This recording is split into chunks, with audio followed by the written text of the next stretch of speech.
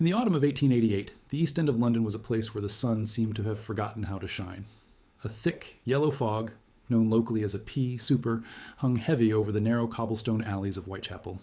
It was a labyrinth of misery, a crowded wasteland of soot-stained brick buildings, overflowing tenements, and raw human desperation.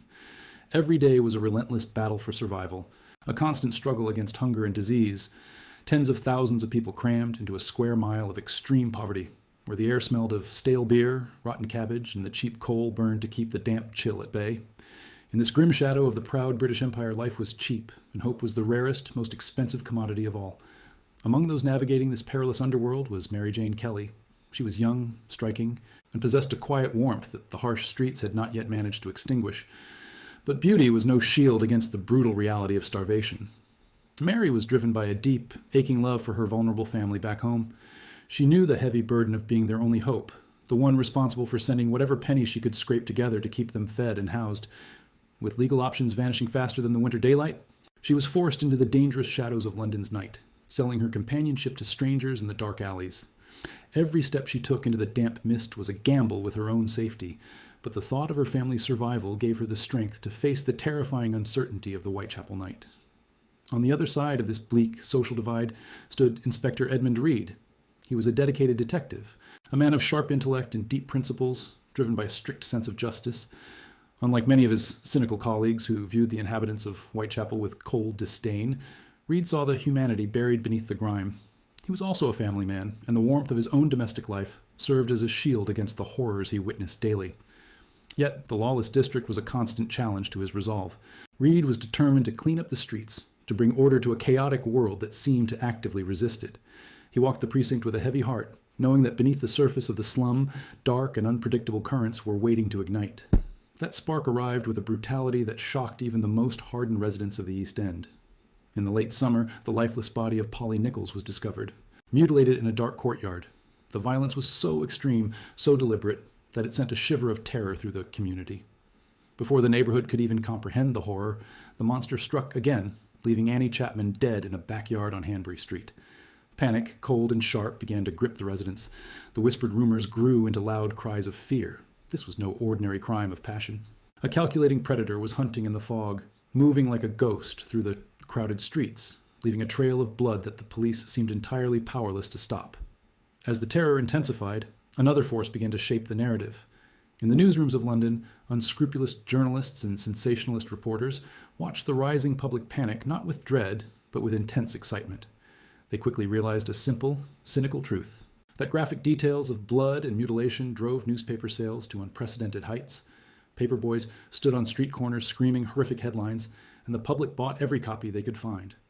For these media figures, profit far outweighed public safety. They began to embellish the facts and print wild theories, transforming a local tragedy into a national obsession. They were not just reporting the news, they were actively creating a spectacle. The turning point in this media frenzy came with the arrival of a mysterious letter at a national news agency. Written in red ink, with a mocking, arrogant tone, the writer taunted the police and boasted of his crimes. The letter was signed with a name that would echo through history, Jack the Ripper. The sensationalist press jumped on the document with ravenous hunger.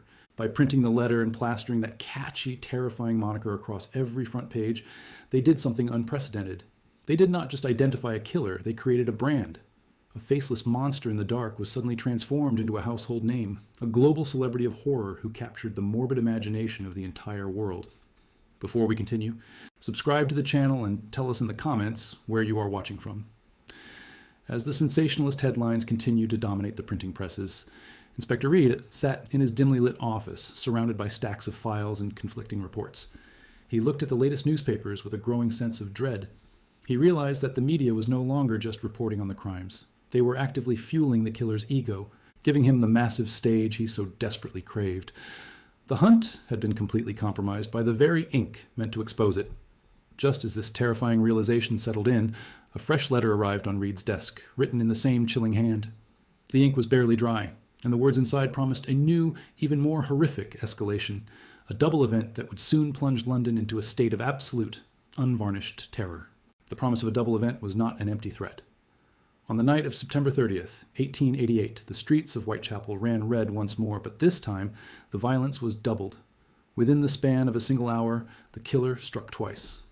First, the body of Elizabeth Stride was discovered in Dutfield's yard, her throat cut, though the killer had apparently been interrupted before he could complete his gruesome ritual.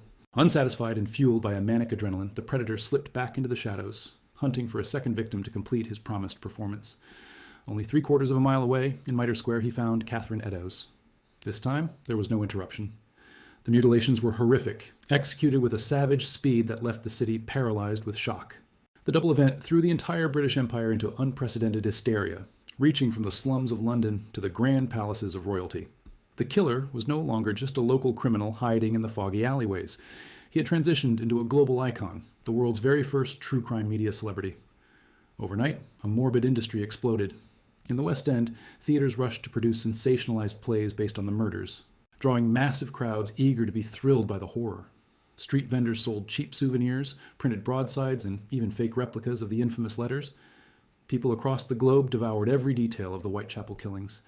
The Ripper had become a brand, a fictionalized monster who was somehow more real to the public than the flesh and blood women he slaughtered. The boundaries between news and entertainment dissolved, creating a terrifying precedent where murder was celebrated as public spectacle. As the demand for news reached a fever pitch, the truth became the first casualty. Unscrupulous journalists, desperate to keep the public's attention captured and newspaper sales skyrocketing, began to cross ethical lines. They did not just report the news, they manufactured it. Reporters sat in smoky offices, dipping their pens in red ink, forging new letters from the Ripper. Hundreds of these fake notes flooded police stations, filled with increasingly bizarre threats. This deliberate sabotage completely blinded the police investigation. Inspector Reed and his men spent hundreds of hours chasing false leads, analyzing handwriting that belonged to greedy newspapermen rather than the actual killer. The press had created a thick smokescreen, protecting the true predator by burying his real trail under a mountain of lies. This manufactured phantom drove Inspector Edmund Reed to the brink of madness. The pressure on him was immense, with newspapers criticizing the police daily, calling them incompetent and useless. Reed became consumed by the case, working 80-hour weeks, staring at maps and crime scene photographs until his eyes burned. The dedicated family man began to fade away, replaced by an obsessed ghost. When he did return home, he was silent, his mind still trapped in the dark alleys of Whitechapel. His relationship with his wife and children slowly disintegrated under the weight of his obsession. He was chasing a ghost that was being actively protected and promoted by the very press he despised. This realization began to erode his sanity. While the elite debated the case in warm parlors, the streets of Whitechapel descended into chaos. Paranoia gripped the neighborhood like a disease. Neighbors began to suspect neighbors. A strange look, a foreign accent, or the carrying of a Gladstone bag was enough to spark a riot. Vigilante groups, calling themselves the Whitechapel Vigilance Committee, patrolled the dark streets with clubs and lanterns, looking for anyone who matched the vague descriptions of the killer. Innocent men, mistaken for the killer simply because they carried a black bag or walked with a hurried pace, were chased by angry mobs, and the police had to intervene constantly to prevent brutal lynchings. The fragile social fabric of the East End was tearing apart, replaced by a climate of absolute terror and mutual suspicion. In this atmosphere of dread, Mary Jane Kelly knew her time was running out. The deaths of Elizabeth Stride and Catherine Eddowes had hit too close to home. She had known these women, shared drinks with them, and walked the same cold pavements. She felt the heavy, suffocating weight of the killer's presence in every shadow. Terrified for her life, Mary decided she could no longer risk her safety in London. She desperately wanted to return to her family, to find redemption and peace far away from the horrors of Whitechapel. She began to hoard every single penny she could earn, skipping meals to save a little extra, and hiding her small pile of savings in her drafty room in Miller's Court. She planned to buy a train ticket to escape the city before the fog claimed her too. But in the slums, loyalty was a luxury few could afford. A close acquaintance, desperate for money and tempted by the rewards offered by the press, decided to exploit Mary's terror. Knowing she was planning to flee, this friend met secretly with a ruthless reporter. For the price of a few silver coins, the informant revealed Mary's exact hiding spot at Miller's Court. The reporter, hungry for the next big scoop, headed toward the dark courtyard. As night fell over London, the trap was set. Mary sat alone in her cold room, counting her savings, completely unaware that her sanctuary had been compromised, and that a familiar, dark shadow was already stepping into the damp alleyways of Miller's Court. The damp air of November 9th, 1888, hung heavy inside the tiny, drafty room at number 13 Miller's Court. Mary Jane Kelly sat on the edge of her poorly covered bed, clutching the meager savings she had managed to hide away. She believed she was safe, that the walls of her tiny sanctuary would protect her until she could finally escape the misery of London's East End. But the betrayal had already set the wheels in motion. A soft knock at the door broke the silence of the cold morning, sending a shiver down her spine. Expecting perhaps a friend or the landlord, Mary opened the door, only to be met by the terrifying reality she had spent months running from.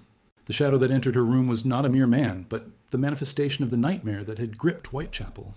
Inside that dark, cramped space, the ultimate and most horrific climax of the Ripper's violence unfolded. The assault was carried out with a level of savagery that surpassed all previous crimes, leaving the young woman completely unrecognizable.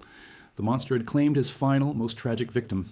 The discovery of Mary's body sent shockwaves through the entire British Empire, but for the sensationalist press, it was the ultimate commodity. Journalists and illustrators did not see a human tragedy. They saw an unprecedented financial opportunity to increase their circulation. A feeding frenzy erupted in the print shops of Fleet Street, where presses ran day and night. Newspapers rushed to print graphic, lurid descriptions of the crime scene, pushing the boundaries of decency to satisfy a public that had become completely addicted to the terror. The media took the broken pieces of Mary's life and transformed them into the ultimate public spectacle. Through their sensational headlines and exaggerated drawings, they permanently cemented the name of Jack the Ripper into the realm of immortal legend. The real victim, a young woman who only wanted to save her family, was erased, replaced by the towering, terrifying shadow of the killer. The press had effectively crowned their king, securing their profits at the terrible expense of human life and dignity. Then, just as the hysteria reached its absolute boiling point, an eerie and shocking silence fell over London. The brutal murders abruptly stopped. The weeks turned into months, and the months turned into years, but the shadow did not strike again. The sudden halt left the police investigation completely paralyzed and the public suspended in a permanent state of unresolved fear. Theories multiplied in the local taverns and police stations, but the truth remained completely out of reach. Had the killer died? Had he been locked away in a private asylum? Or had he simply walked away, satisfied with his gruesome celebrity status? The identity of Jack the Ripper was lost to history, buried beneath the mountain of forged letters, sensationalized lies, and police incompetence. The phantom had vanished into the foggy night, leaving behind a legacy of blood and unanswered questions that would haunt the world for generations to come. For Inspector Edmund Reed, the silence brought a bitter kind of peace. The obsessed detective, who had nearly destroyed his own family and lost his sanity chasing a ghost, was forced to confront a harsh reality. He finally accepted that he could never catch a phantom that was largely manufactured out of ink and paper. The killer was protected by the very sensationalism that hunted him. Reed chose a different path toward redemption, seeking to heal his broken life and his fractured relationship with his family. He realized that the true tragedy of Whitechapel was not just the murders, but the crushing poverty and desperation that forced women like Mary Jane Kelly into danger in the first place. Turning away from his obsession with the phantom, Reed dedicated his remaining years to reforming the social conditions of the East End. He fought tirelessly for better housing, cleaner streets, and support for the vulnerable, choosing to fight the systemic darkness of London rather than the ghost in the fog. Over the decades, Whitechapel slowly began to heal. The dark alleys were cleared, streetlights were installed, and the desperate poverty of 1888 gradually gave way to a new era. Yet, while the physical streets changed, the world itself was permanently altered. The case of the Ripper had birthed a new era of sensationalism. The media had learned that terror sold newspapers, and the public had discovered a deep, insatiable hunger for real-life monsters. The boundary between tragedy and entertainment had been permanently erased. The story of the first celebrity killer became a template for modern media, illustrating a dark truth about human nature. The ultimate tragedy was not just the lives taken, but the realization that the public's endless appetite for horror had crowned the monster, ensuring his dark immortality and proving that sometimes the press and the public can create a legend that outlives the truth.